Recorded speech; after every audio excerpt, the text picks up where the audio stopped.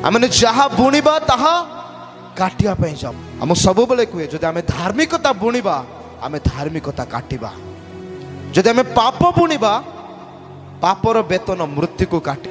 तेणुक प्रभुंकर गोटे क्रोधर दिन अच्छी मोर प्रिय माने, आमे भाविबा ना जे प्रभु क्रोध करूना रागु ना, प्रभु पूरा शांत शिष्ट दयावान परमेश्वर। आज जो माने प्रभु को विरुद्ध रे उठुचंती से मान को आपण पाइबे नहीं। आगामी दिन में लिखा जाए दुष्टर मंत्रणा को प्रभु भांगी दियंती से माने देखा जीवे ना, किंतु धार्मिक माने से माने स्थिर हेबे, से माने देशवासी हेबे बोल लेखा। आ धार्मिक मानक पई महा आनंद हेबे बोल लेखा जाए।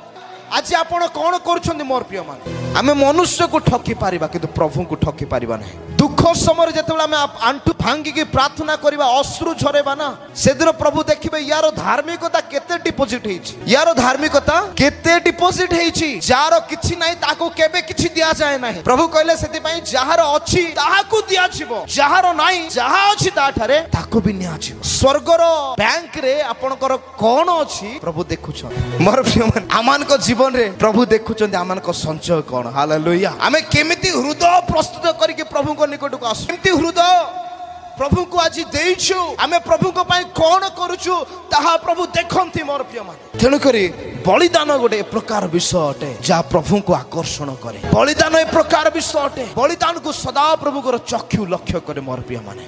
बलिदान आमान को धार्मिकता आड़ को नहीं थाए। आपण जेते धार्मिकता आड़ को जीवे मोर प्रिय माने, ए पृथ्वी आपण को पछरे दौड़िया पे जाउछि, ए जगतर समस्त विषय आपण को पछरे जीवा पे जाउछि। हालेलुया।